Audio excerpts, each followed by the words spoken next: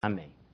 Irmãos, esse início de ano, nós temos algumas classes que estão sendo reestruturadas. Então nós vamos, essas classes vão ficar comigo aqui até o início do mês que vem. A mocidade já está sendo trabalhada.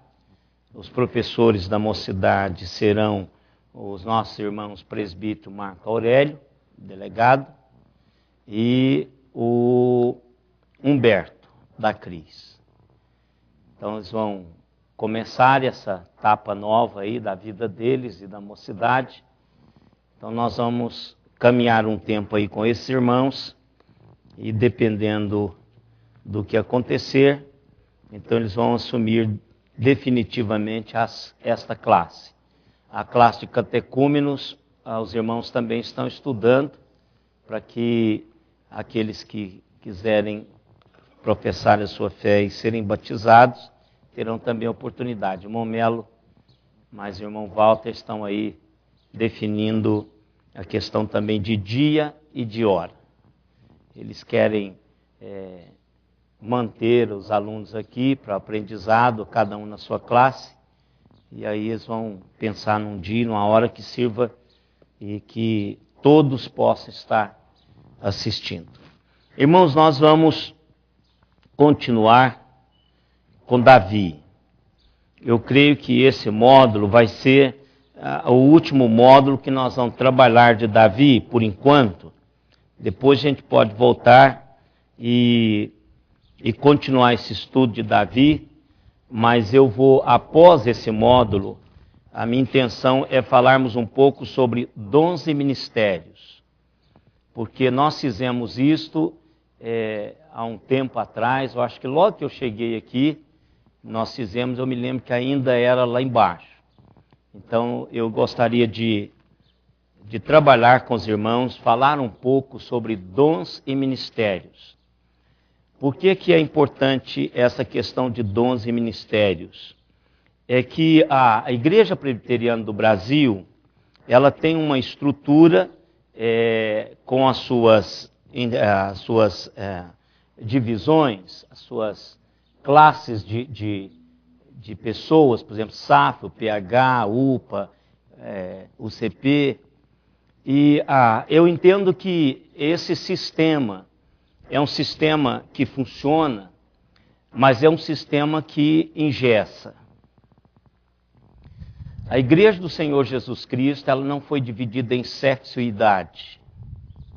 Em momento nenhum nós podemos ver isto na Bíblia. Ela não foi dividida assim. A Igreja do Senhor Jesus Cristo foi dividida em dons e ministérios. Então, quando eu trabalho com a igreja numa visão de sociedades internas, eu acabo engessando a igreja. Então, trabalho da SAF só vai SAF. Trabalho da UPH só vai UPH. Trabalho da mocidade só vai mocidade. Trabalho da UPA só vai UPA. Trabalho da UCP só vai UCP. Então, se acaba dando uma dividida, sem querer, querendo, na igreja. Quando nós trabalhamos com dons e ministérios, flui mais. A coisa acontece de uma maneira de maior leveza, né? Então eu quero trabalhar com os irmãos para que os irmãos estejam percebendo como é que Deus quis que a igreja dele fosse. Então nós ficamos muito com esse saudosismo de UPA, o MP, aqui formaram o MP, a UPA. Então, daqui para frente, eu não tenho nenhum problema, desde que não crie problema. Eu não tenho nenhum problema com essas entidades. É da igreja e eu não sou contra. O que eu sou é o seguinte: se não funcionar, acaba. Porque correr atrás de uma presidente de SAF é uma das maiores batalhas da igreja presbiteriana. Quem já foi presidente de SAF sabe disso. Eu já presenciei reunião que o presbítero, conselheiro da SAF, diz: gente, era uma hora que eu queria ser mulher, era agora, para ser presidente desse negócio. presbítero, que era a pessoa que estava encarregada pela SAF. Então há uma batalha que muitas vezes esses irmãos que estão chegando não sabem disso. E outra coisa que acontece é que a diretoria dessas sociedades acaba fazendo tudo sozinho. Umas reuniões intermináveis que não vão para lugar nenhum, cheio de relatórios, não tem nada a ver. Então eu gostaria de depois conversar com os irmãos sobre isso de uma maneira muito, muito livre. Para mim, voltar à Igreja Central de Araraquara, voltar a esse sistema é retrógrado isso. Para mim é um retrocesso.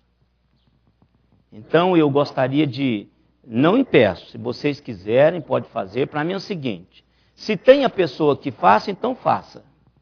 Eu vou vigiar. Se não funcionar, eu corto. Então aí vai ser pior.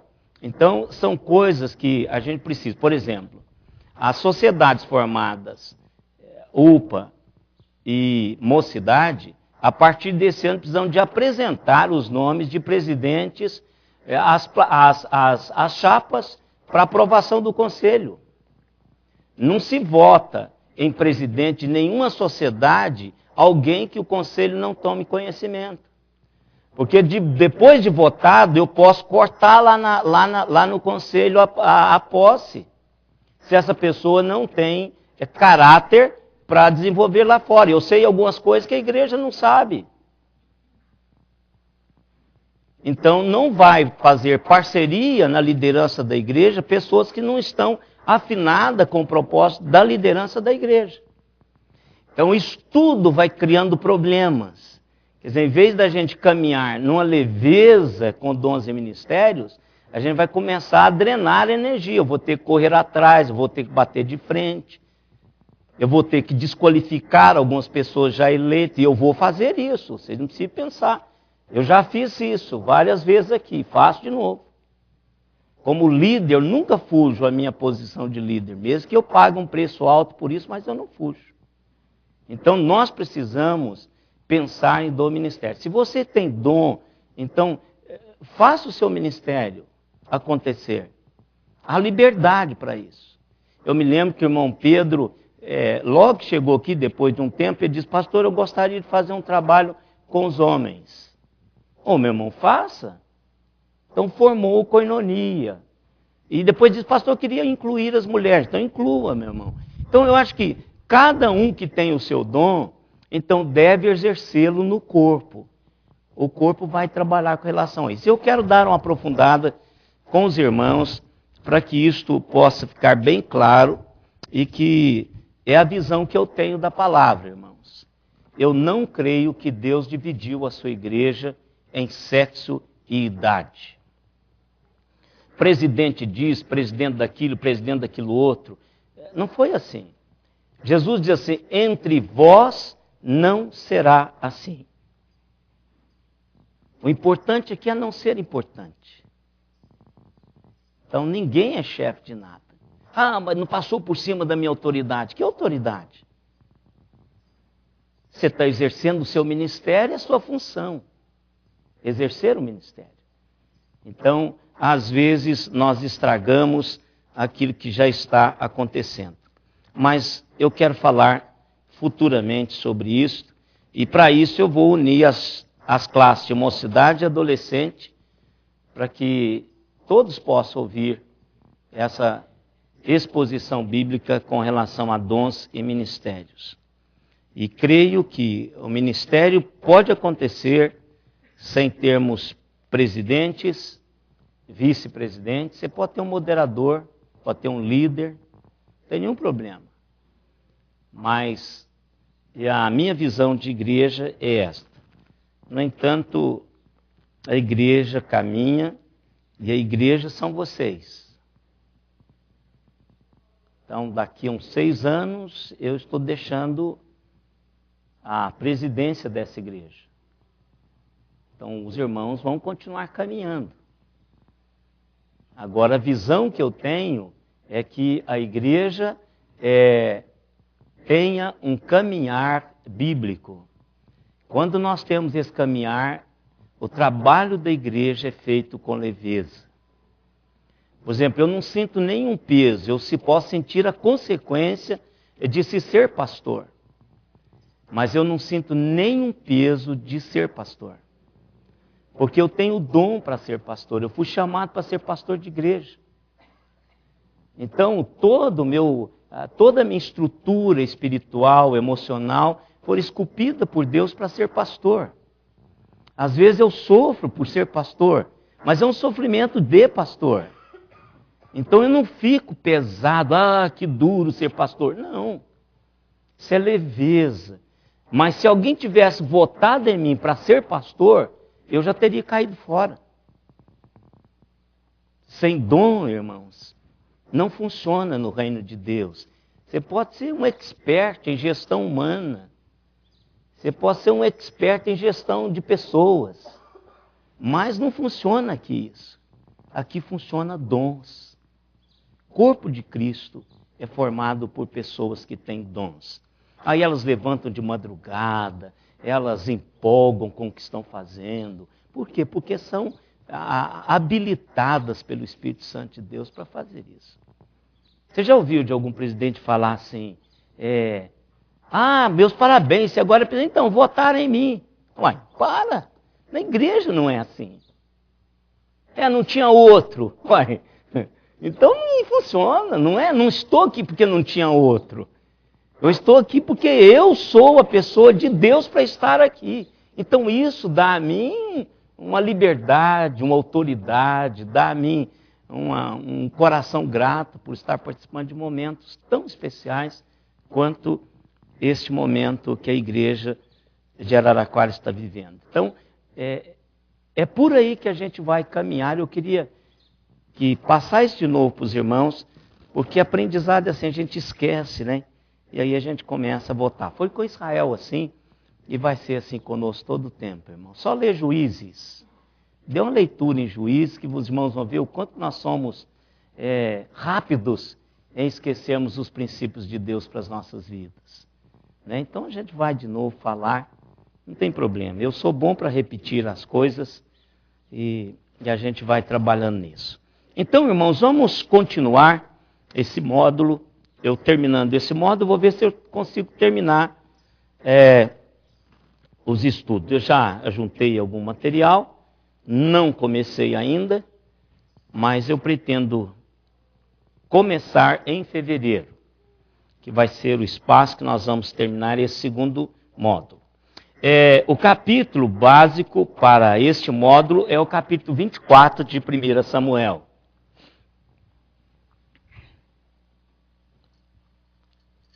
A questão de caráter, irmãos, não acontece de um dia para o outro.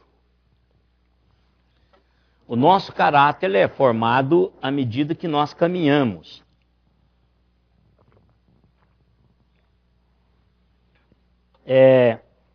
O caráter, ele é forjado na bigorna do tempo. Então, desde que nós nascemos, então, vem sendo esculpido o que nós vamos ser como pessoas, essa coisa interior que nós temos, que nós vamos aproveitando o tempo e Deus vai trabalhando e usando pessoas para esculpir aquilo que nós seremos amanhã. Agora, nós precisamos de abrir os nossos corações e aproveitar essas pessoas que estão à nossa volta para nos ajudar a fazer isso. Essa semana eu fiquei muito, assim, maravilhado de um pai, não sei se os irmãos viram, um roubo que houve com crianças. Então, a câmera da empresa tirou o computador, um punhado de coisa assim, e aí o pai entregou as crianças. Pegou os dois e os levou à polícia. E aí, na entrevista dele, ele disse que precisava fazer aquilo. Porque quem cuida de ladrão é a polícia. E que aqueles meninos iam crescer. E que coisas piores viriam se ele tivesse encoberto aquilo que os filhos tinham feito. Então, isto é algo doloroso de ser feito, mas é algo que esculpe na vida dos filhos um caráter que precisa ser forjado. O caráter não vem assim. A Bíblia diz que a criança, que está aqui, ó, pequenininha, e a Bíblia diz que o coraçãozinho dela é corrupto. É uma doçura. Olha que linda essa bonequinha. Com esses olhos, então, né, meu bem? É linda. Mas só que os pais, os avós, os tios, os primos, precisam de ajudar nessa formação. Ela deve dar uma birrazinha de vez em quando. Quando ela quer alguma coisa, ela quer o que quer na hora que quer. Então, isso aí não é privilégio dela. A raça humana toda é assim. Então, os pais, os avós, todos que estão em volta devem ajudar essa menininha a ser aquilo que Deus quer que ela seja. Como? Trabalhando e forjando o seu caráter todos os dias. Então, o que nós vamos encontrar aqui nesse capítulo é exatamente isto que vamos experimentar nesse estudo desse capítulo. Então vamos ler aí, irmãos, verso 1 ao verso 7, por enquanto. 1 Samuel 24, de 1 a 7. Tendo Saul voltado de perseguir os filisteus, foi-lhe dito: eis que Davi está no deserto de Engede. Tomou então Saul 3.000 homens escolhidos dentre todo Israel, e foi ao encalço de Davi e dos seus homens, nas faldas das penhas das cabras monteses. Chegou a uns currais de ovelhas no caminho, onde havia uma caverna. Entrou nela Saul a aliviar o ventre. Ora, Davi e os seus homens estavam assentados no mais interior da mesma. Então os homens de Davi lhe disseram: hoje é o dia do qual o Senhor te disse: eis que te entrego nas mãos o teu inimigo, e far-lhe-ás o que bem te parecer. Levantou-se Davi e furtivamente cortou a orla do manto de Saul. Sucedeu, porém, que depois sentiu-se bater-lhe o coração por ter cortado a orla do manto de Saul. E disse aos seus homens: o Senhor me guarde de que eu faça tal coisa ao meu senhor, isto é, que eu estenda a mão contra ele, pois é ungido do Senhor. Com essas palavras, Davi conteve os seus homens e não lhes permitiu que se levantasse contra Saul. Retirando-se Saul da caverna, prosseguiu o seu caminho. Que Deus os abençoe através dessa palavra já abençoada. Nós, irmãos, estamos aí caminhando com Davi dos pastos de ovelhas da Judéia para os campos de batalha de Israel. Nós assistimos e acompanhamos esse menino se tornar um homem de Deus, um homem que, de fato, conseguiu produzir na vida algumas realidades maravilhosas do Senhor. Nós o assistimos matar um gigante, nós o assistimos conquistar o coração de toda uma nação que vibrou com ele, que declarou o seu amor, que declarou a sua parceria, a sua complexidade.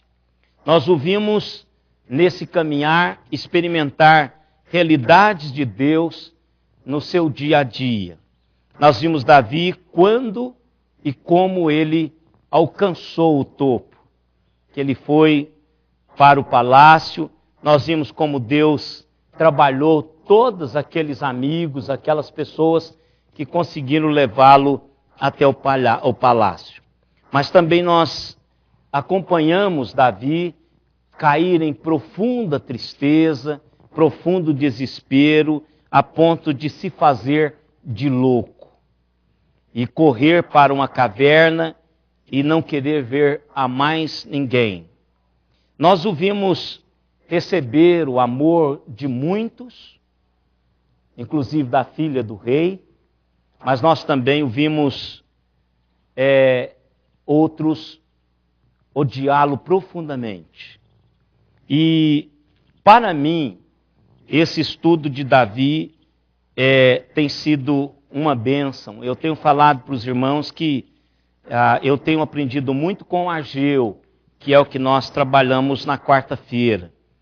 Mas, semelhantemente, diferente de Ageu, Davi mostra um outro tipo de caminhada.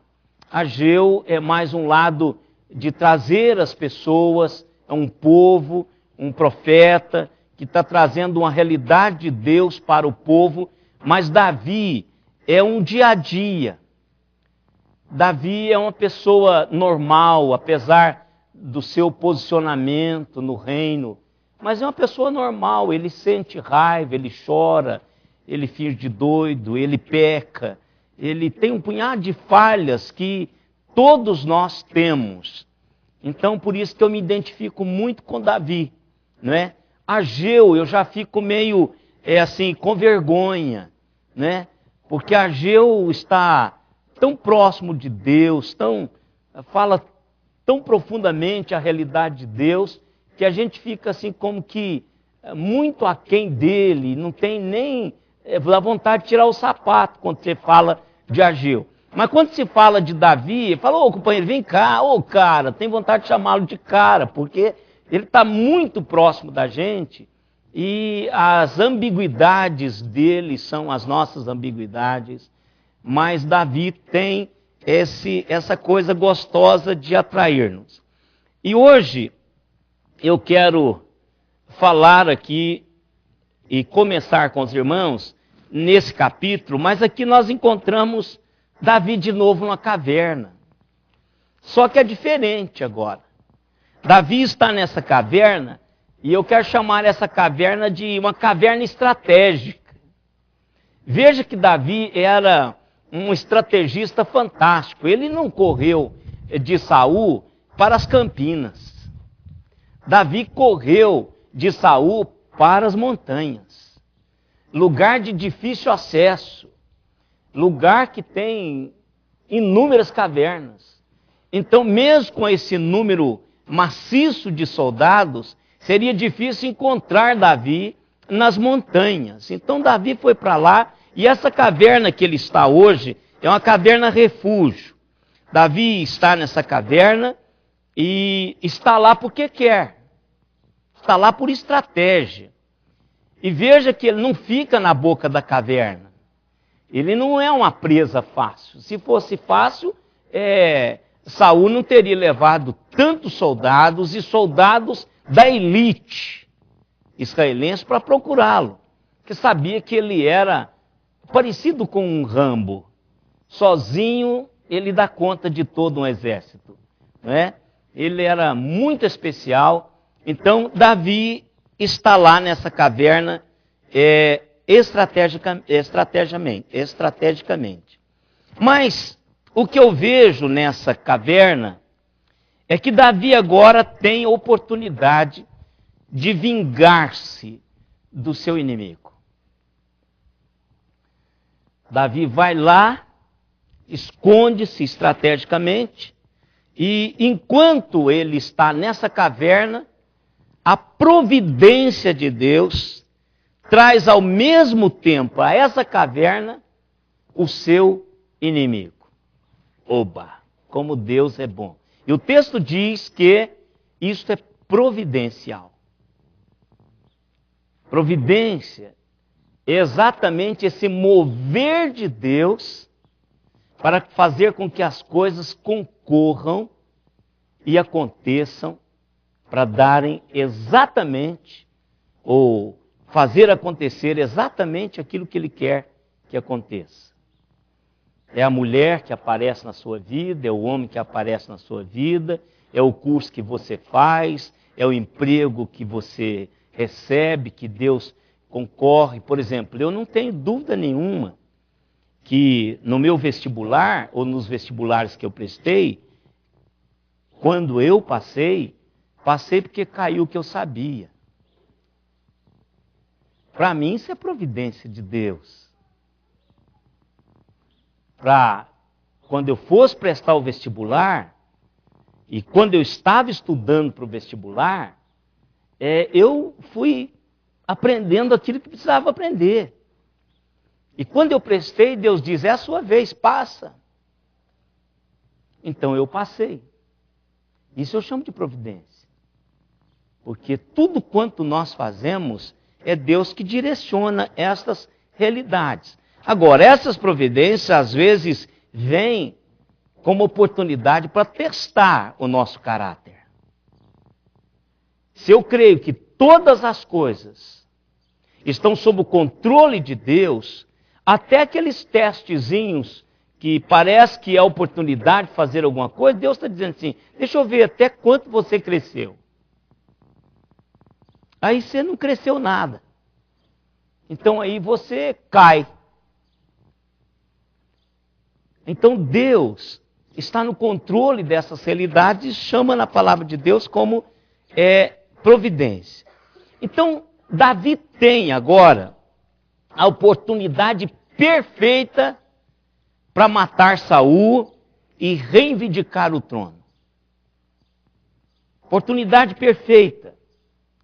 Mas Davi não faz, irmãos, o que a maioria das pessoas teriam feito nessa situação.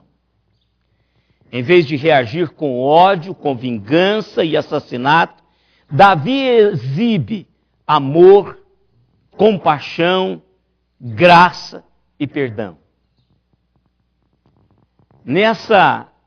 Nesse vislumbre da vida de Davi, nós podemos ver o verdadeiro coração deste homem. Podemos ver o que Deus já havia esculpido nesse coração. O que a forja, o que a bigorna do tempo, das situações, tinham esculpido no coração desse homem. O que ele tinha por dentro. O que ele iria transmitir para aqueles homens que estavam com ele naquele momento. Por isso, irmãos, que é fácil, quando nós estudamos Davi, de observarmos por que é que Deus chamou Davi de um homem segundo o seu coração. Por que é que Deus colocou esse... E não chamou outro homem disso, irmãos. Não tem na Bíblia, em lugar nenhum, dizendo que outro homem, além de Davi, é um homem segundo o coração de Deus. E a gente tem gigantes aqui na palavra de Deus para ler, para observar a vida deles. Mas Davi foi este homem que teve várias oportunidades, pecou como eu e vocês, pecou feio, não é? Mas Davi foi um camarada que andou de uma maneira íntima com Deus e o seu coração era correto para com Deus. Um homem que sabia onde buscar, onde tirar recursos para a sua caminhada existencial. Então, ao considerarmos, irmãos, esta porção das Sagradas Escrituras, nós encontramos Davi exercendo de uma maneira muito especial aquilo que nós precisamos aprender. E o tema que eu quero dar esta manhã é respondendo corretamente às ofensas. Respondendo corretamente aos seus inimigos. Eu tenho certeza, irmãos, que todos nós já fomos machucados, todos nós já fomos feridos, todos nós já fomos injustiçados, todos nós já fomos magoados. E o que define, irmãos, a cada um de nós é o que nós vamos fazer quando nós temos a oportunidade de vingarmos. O que fazemos quando essa oportunidade de vingança se apresenta, revela a verdadeira natureza do nosso coração. Quando você tem a oportunidade de dizer assim, agora eu vou à forra. Então o que você fizer nesse momento vai definir o seu caráter. E, infelizmente, irmãos, a gente tem, mesmo na vida cristã, acompanhado algumas situações que nós não vemos reações de Deus na vida de pessoas que deveriam apresentá-las, exteriorizá-las, e aí eles não agem corretamente, mesmo que a pessoa feriu, mesmo que a pessoa o magoou, mas eles querem vingar. Eu quero, irmãos, acompanhar aqui, primeiro, as lesões da vida de Davi. Então eu quero dar uma dadinha em outros textos, para a gente olhar para as lesões da vida de Davi. Porque muitas vezes a dor do outro, a gente não consegue dimensioná-la, a menos que você tenha passado por dor semelhante. Tem aquele ditado que eu gosto dele, que fala, só conhece a linguagem da dor quem por ela já passou. Então você pode dimensionar se você já teve dor semelhante. Por exemplo, ninguém sabe a dor de dente se nunca teve dor de dente. É uma das dores mais violentas, é a dor de dente. Violentíssima a dor de dente. Então, se você tem os seus dentes bonitos, nunca teve cárie, nunca doeu, você não sabe o que é dor de dente. Mas diz que outra dor violenta é a dor, é o cálculo renal. Diz que é muito violento a dor desse mover do cálculo renal. Mas tem algumas mulheres que diz dor violenta mesmo, é a dor do parto. Diz que é um negócio terrível. E alguém já diz que dor mesmo violenta é a que você sente. Né? Então por isso que é difícil de mencionarmos a dor do outro. Mas a gente vai tentar, olhando o texto sagrado, para andarmos um pouco e descobrirmos um pouco as lesões da vida de Davi. Para nós entendermos que ele deveria matar mesmo a Saul. Se você olhasse somente as lesões, somente o que ele perdeu, o tempo que ele deve ter sofrido, aí você passa a espada no pescoço desse cara e acaba logo com isso. Né? Então eu quero levar os irmãos a esse pensamento para a gente caminhar em direção a isso. Então vamos lá para Samuel capítulo 18. Nós já passamos por esses textos, viu, irmãos?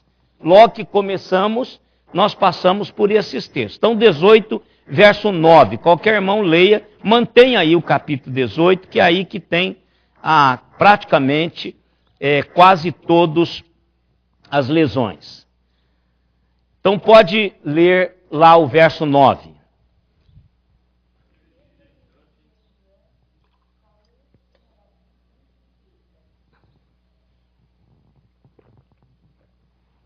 Você já imaginou isso, irmãos? Você está lá no palácio, no momento você é, ou está na empresa, no momento que você é o vice-chefe do negócio, o bambambam do negócio, tem uma cadeira daquela de chefe perto do seu chefe, você senta ali ao lado, ele diz, esse é meu companheiro, esse é meu braço direito, esse é meu tal, aquela bajulação toda, e de um momento para o outro você passa a ser suspeito. Então é o seguinte, ele já não é mais o que ele era. Então tudo que vai fazer, tudo que você vai fazer, tem câmera em volta de você. Tudo que você fala já não tem mais aquele peso de verdade absoluta, de que você pode estar armando. Então isso é a primeira lesão na vida de Davi. Saul o considerava como suspeito.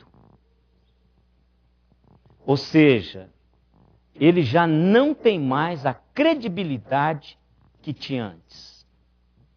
Você já experimentou isso na sua vida? Isso pode acontecer a nível de casamento, pode acontecer profissionalmente, pode acontecer na igreja. Você conhece a expressão que diz assim, sei não, hein? Sei não, hein? Fica com o pé atrás com essa pessoa, hein? Isso é suspeita. Ou seja, aquela pessoa já não se reveste mais da dignidade que tinha. Ela já não é mais convidada para o jantar, ela não é mais convidada para o churrasco, ela não é mais convidada para o aniversário, ela não é mais convidada, porque ela é suspeita. Olha, ainda não provou não, mas que parece que tem alguma coisa aí, tem. Isso é suspeição. Então a pessoa começa a ser colocada por escanteio. Imagina, irmãos, pensa nisso. Pastor, eu não sei não, mas a evidência está parecendo que suspeita. Então, é uma expressão de suspeita. Eu não sei não, pastor, essa carinha aí, olha esse jeito de falar, suspeita. Então todos nós sabemos essa primeira lesão. Davi agora era suspeito. Então todo o mover de Davi estava sendo colocado em xeque. Isso é ruim. Isso é ruim. Mas vamos mais, o verso 15.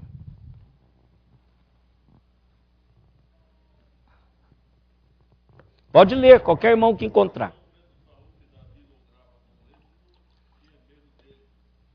Então agora de suspeita, ele passa a confirmação. Davi agora estava sendo o que Saul queria ser.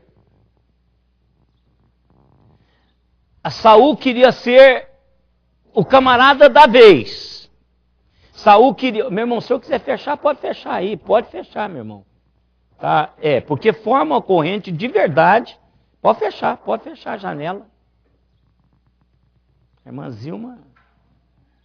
Então, precisa tomar cuidado nesse tempo, porque esse tempo é muito doentio. Se quiserem fechar todos esses aí, não tem nenhum problema, irmãos. Esse aqui é o suficiente para dar ar para cá o tempo todo.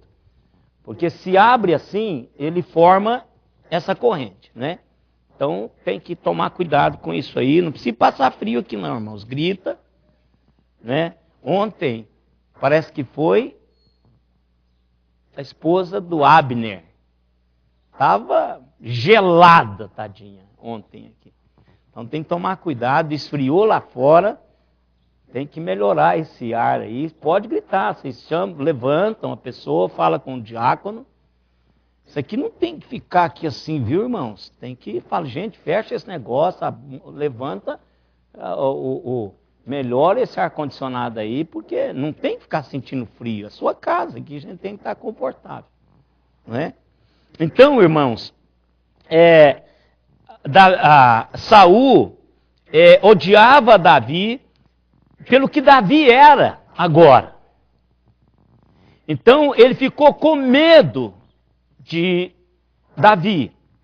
Então é aquela assim, você ajuda o outro camarada e diz, esse cara está com segunda intenção, passa a suspeitar dele, aí depois quando você vê, ele concretiza, porque ele começa a ser o bambambam do negócio. Aí você fica com medo dele tomar o seu trono. Gente, isso é complicadíssimo. Primeiro porque quem estava no trono não tinha convicção de permanecer ali. Então o outro chegou e um zum ali, olha, cuidado com esse rapaz, você viu que ele é muito popular, você viu que ele vai lá, cumprimenta todo mundo, abraça todo mundo, beija todo mundo, então cuidado que esse cara vai tomar o seu lugar. Eu não sei como Saul era, mas ele não era o que ele deveria ser. Mas Davi era o que ele deveria ser. Então, começa a gerar esse medo. Irmãos, e medo de perder a posição leva a pessoa a viver um estresse tremendo, que ele pode fazer uma besteira a qualquer momento. Os irmãos trabalham em empresas, que o outro acha que você quer tomar o lugar dele, e que no fundo, você consegue fazer algumas coisas muito bem, melhor do que o que está lá. Então, isso gera um negócio tremendo. Então, Saul odiava a Davi por tudo quanto Saul não era e Davi era. Então, outra lesão, irmãos, na vida de Davi. Por que lesão? Davi estava entendendo que aquele tempo era um tempo de aprendizado de se ser rei. Porque Davi sabia que Deus o havia chamado para ser rei. Então é um negócio muito complicado para a cabeça de Davi. Isso vai gerando lesões emocionais. Ele vai cultivando aqui Deus. Já pensou Davi orando, irmãos? Porque ele era um homem de oração, Davi. Chegando, Deus, não estou entendendo nada. Pastor vive falando que o senhor que coloca a gente nos lugares. Eu tinha plena certeza que esse era o meu lugar. E agora o senhor deixa acontecer uma perseguição dessa. Senhor, eu não quero, é porque eu sou assim. Esse é meu dom, abraçar todo mundo, beijar todo mundo. Não importa se ele é negro, se ele é branco, se ele é azul, se ele é amarelo, se ele tem os olhos azuis, se tem os olhos vermelhos, preto, não importa. Criança, pobre, rico, eu sou assim, Senhor. Por que o outro fica crescendo o olho por aquilo que eu sou? Então isso gera lesões no coração de Davi e gerou. Verso 17. Pode ler, irmãos.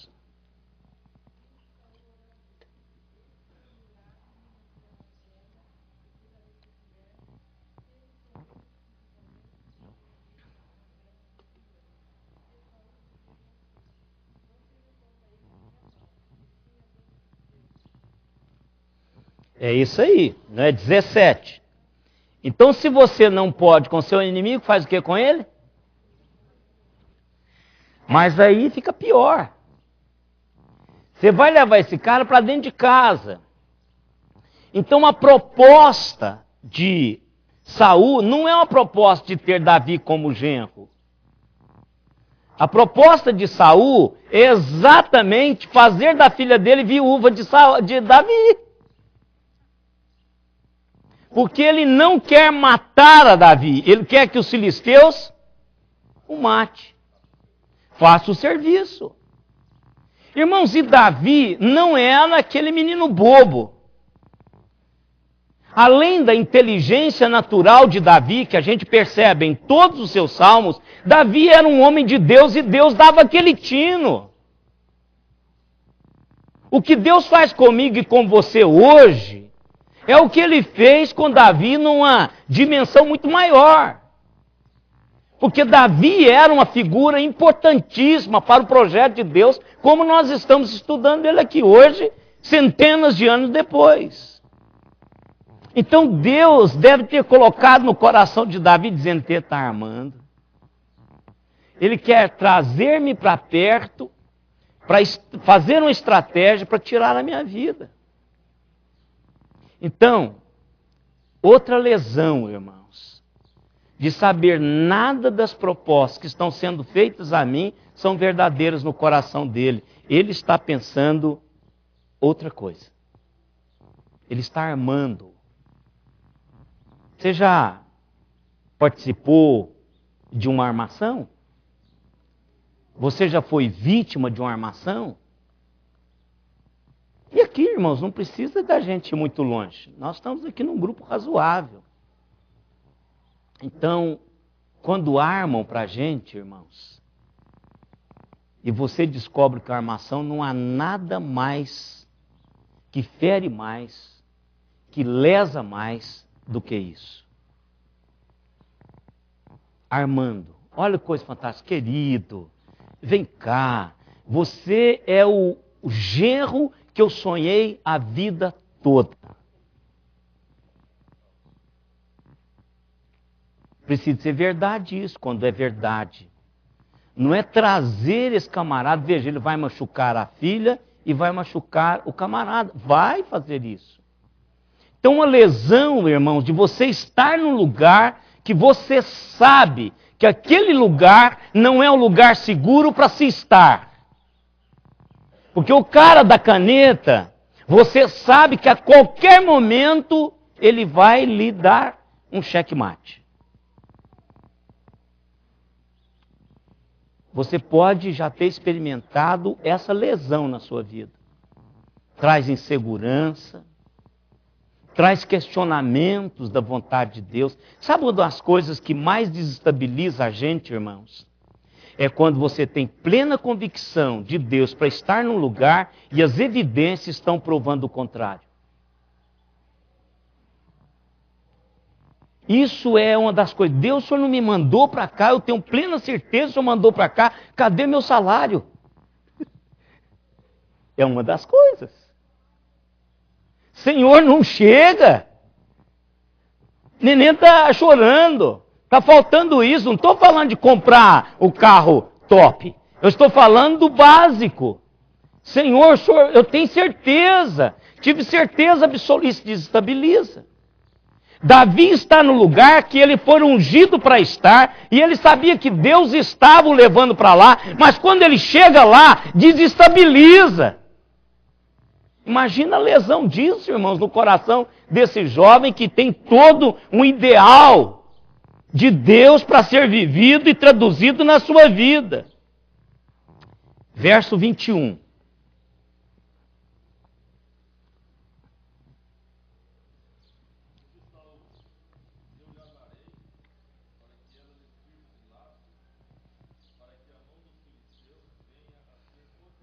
Olha aí, mais uma vez.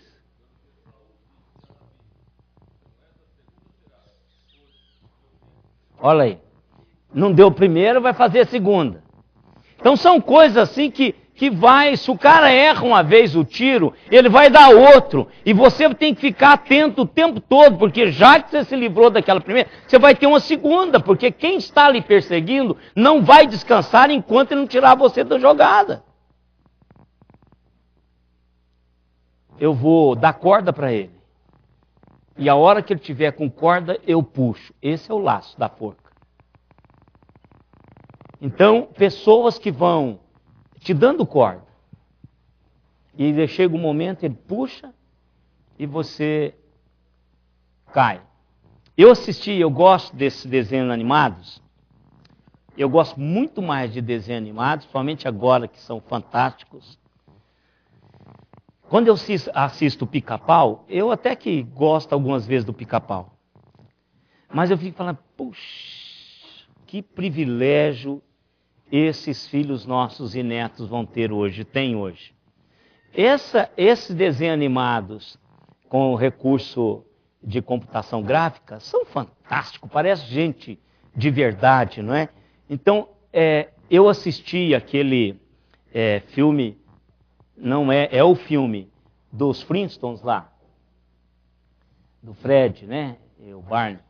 E eu vi da jogada lá, teve uma jogada lá que o cara jogou todo o roubo em cima do camarada, daquele, não é do baixinho não, do fortão lá. É Fred ele? É do Fred. Então jogada, foi dando corda, ele achou que era o bambambam do negócio. Quando ele descobriu, ele foi preso por causa disso, não é? Mas foi uma tramóia. Então é isso que é o que Saul está arquitetando. Saul está tentando ludibriar para que lado, irmãos? Mulher, homem, é uma fraqueza. Mulher, irmãos, é a arma principal do inferno para destruir a caminhada de um servo de Deus.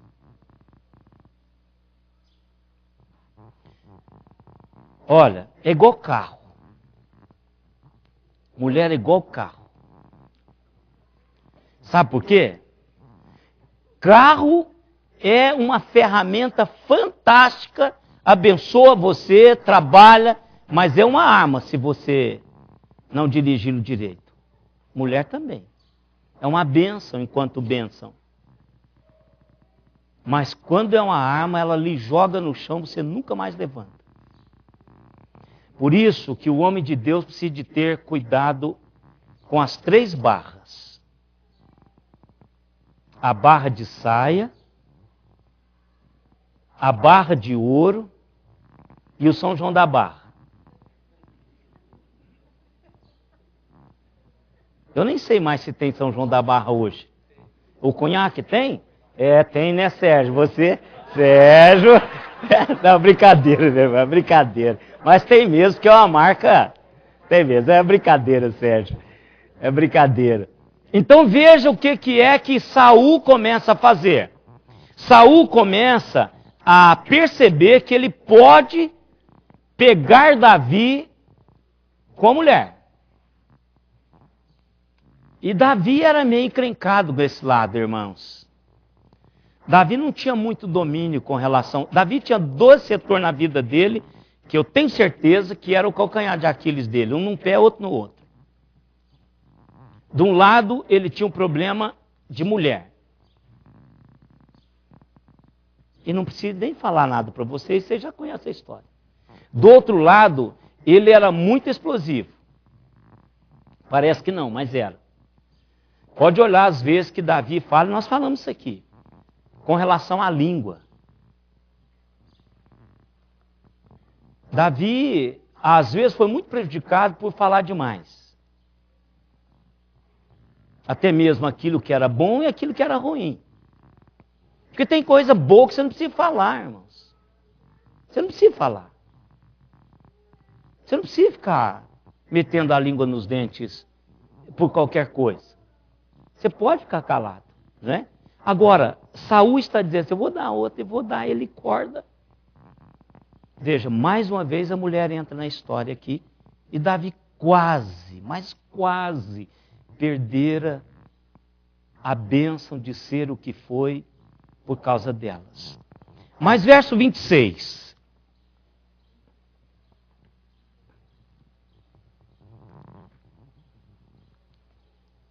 Pode ler.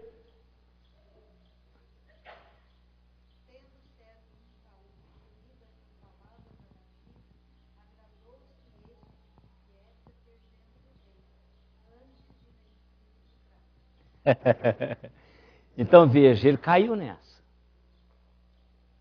Então a lesão de Davi é algo que familiar, é algo do dia a dia, é algo que você pode experimentar em qualquer hora que você tem. Então eu entendo essa lesão de Davi, entendo mesmo. Entendo mesmo. Eu entendo essa lesão de Davi. E não é fácil administrar isso. Não é fácil você entender que alguém está tentando te ajudar só para te derrubar. Que alguém está lhe dando corda para lhe enforcar. Que alguém está lhe dando oportunidade e você acaba sentindo, porque a pessoa é tão convincente que você acredita que ela mudou. Um dos grandes problemas, irmãos, nosso como crentes, é que a gente acredita na possibilidade da mudança. Todos nós, cristãos, acreditamos na possibilidade da mudança. Isso é ruim? Isso é bom. Mas ao mesmo tempo que isso é bom, isso é ruim. Por quê? Porque às vezes você cai em armadilhas. Davi, ele tinha um coração pastoral. Ele era pastor. Ele era alguém que tinha um coração dilatado em direção ao outro. Então ele disse, pronto, se ele quer me levar para ser genro, então ele mudou. Agora ele já não tem medo mais, eu já não sou suspeito mais, mas era a armadilha. Agora imagine, irmãos, quando Davi descobre isto. Quando Davi descobre que, de fato, o intento verdadeiro de Saul era matá-lo. E aí você fala, que sogro monstro é este? Que me dá a sua filha, me promete em casamento, me quer como genro, agora ele quer me ver morto. Não dá vontade de matá-lo quando você tem a oportunidade? 1 Samuel 23, 14.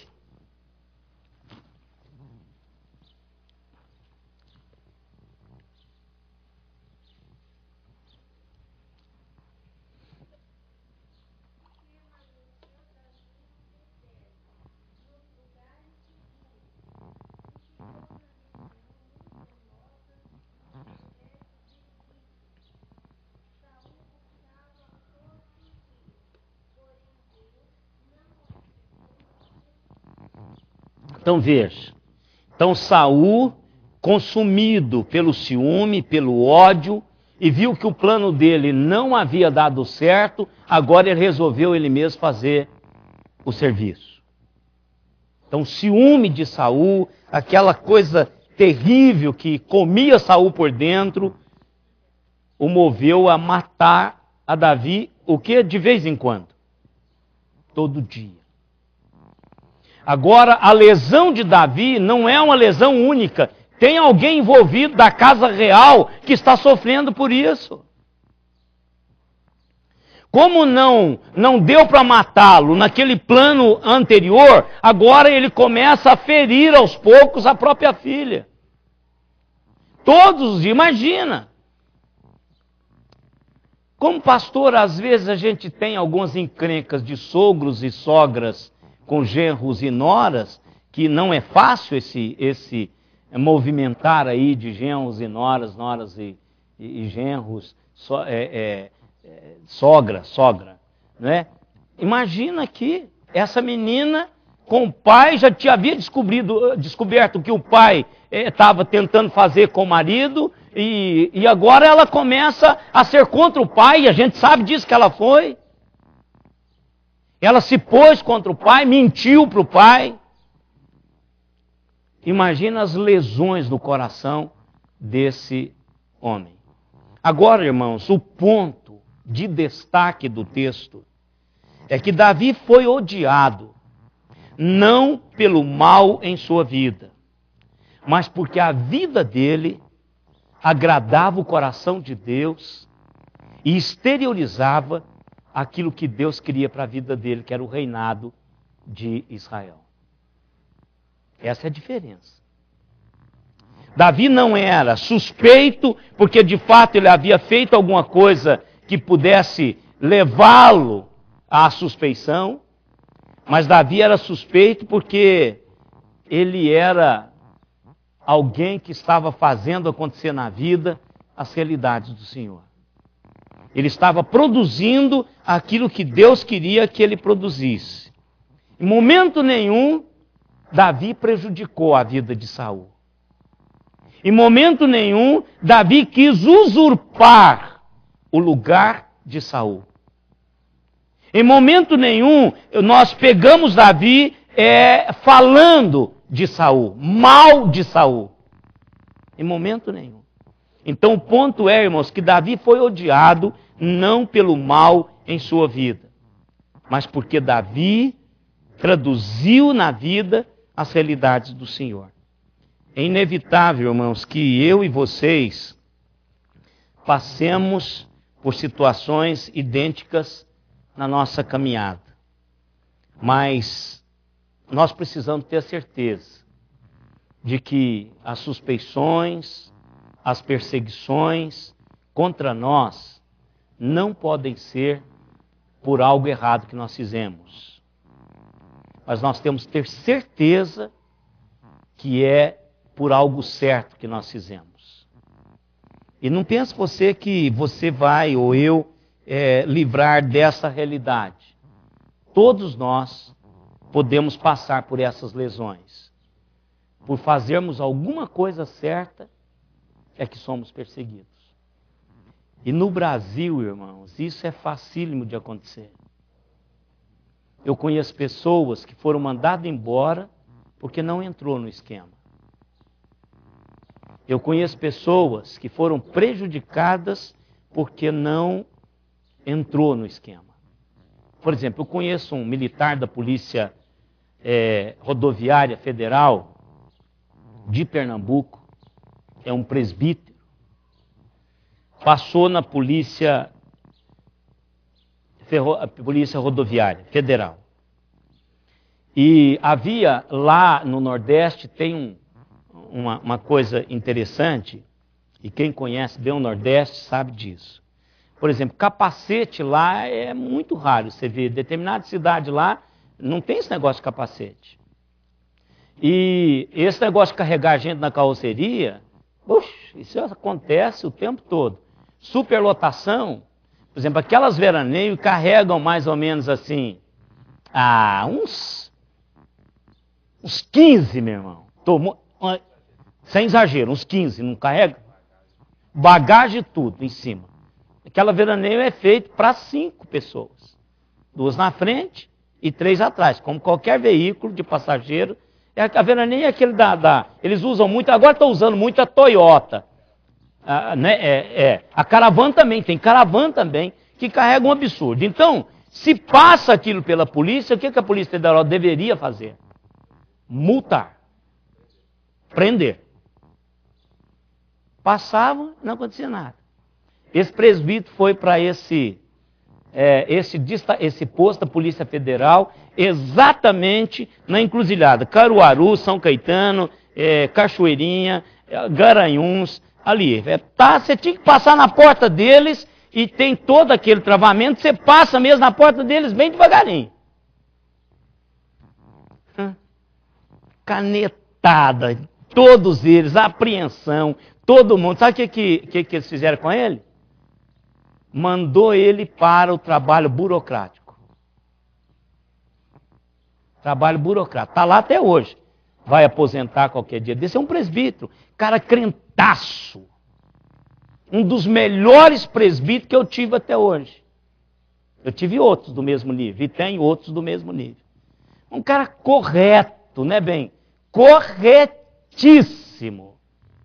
De uma lesura, de um padrão moral, espiritual, camarada extremamente honesto, perseguido por fazer a coisa certa, por fazer a coisa como deve ser feito. Quantos irmãos de nós, eu já ouvi de crente assim, pastor, se eu for agir certo, eu estou na rua. Então, meu irmão, é melhor você estar na rua pelo que você faz certo. Do que o dia que pegar todo esse negócio aí, não tem mais, você vai embora. Delegado entra, mas só da sua igreja, mas está fazendo errado, meu filho, vai preso. E a Aninha vai escrever lá, ela tem que abrir um boletim de ocorrência. Não tem mais, tem, delegado? Não tem. O dia que pegar, não importa se é da igreja do presbítero Marcos Aurélio. Vai junto. Então o bom seria o seguinte, quando houver a batida,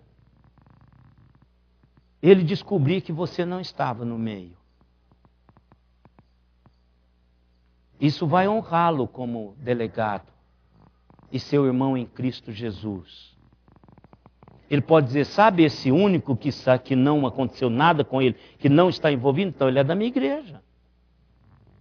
Ele é da minha igreja.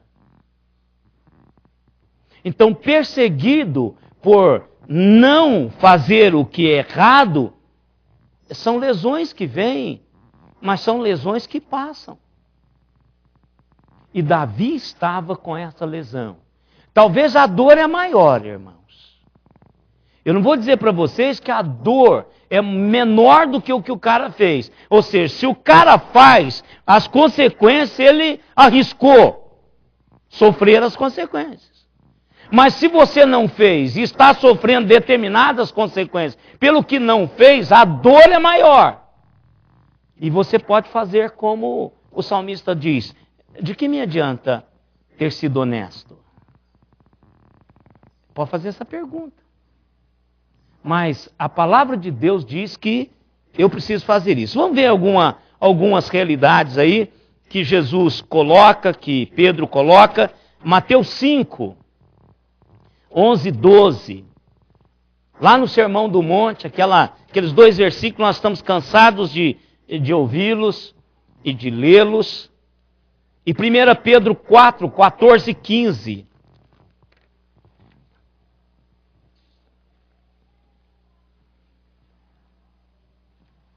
Às vezes as pessoas estão contra nós, porque nós estamos fazendo uma boa coisa, uma razão boa, né? Mas às vezes eles têm razão e nós estamos errados. Mas o que a palavra diz aí, irmãos? Pode ler Mateus 5, 11 e 12.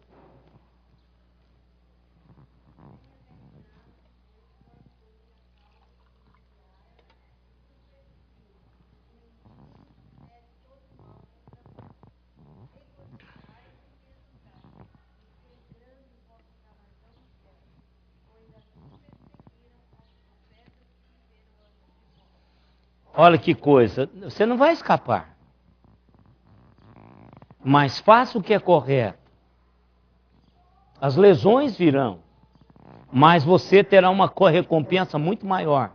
Não é isso? O que 1 Pedro fala, irmãos? 4, 14 e 15.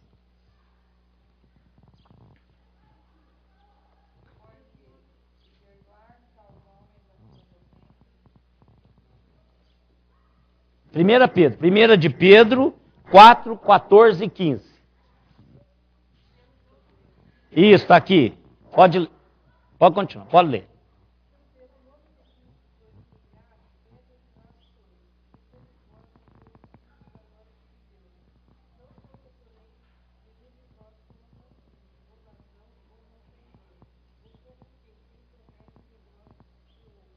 Olha aqui. Então, aqui está certinho, irmão. Você não precisa ser exegeta para interpretar esse texto.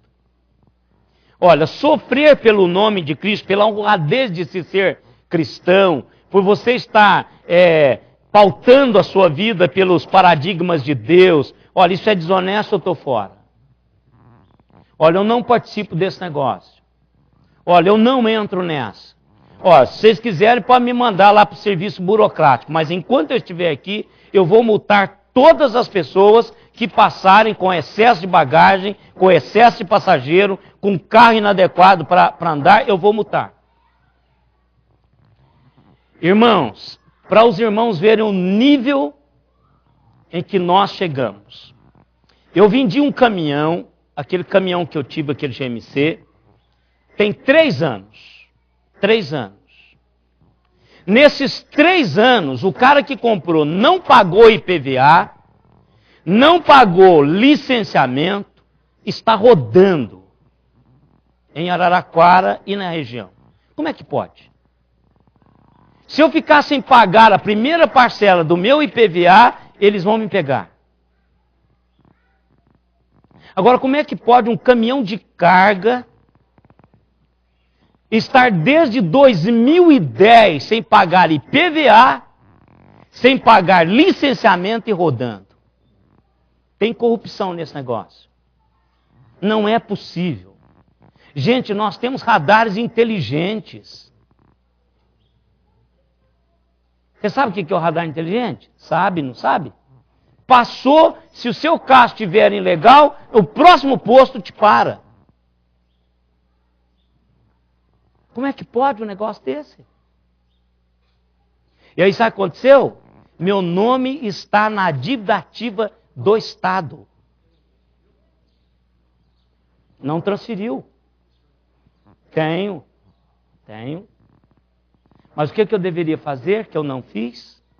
No dia que eu vendi o carro, eu deveria ter ido no Seritran e dizer o seguinte: olha, está aqui, vendi esse carro, não tem mais nada a ver. Não fiz. Por que eu não fiz? Porque ele me devia.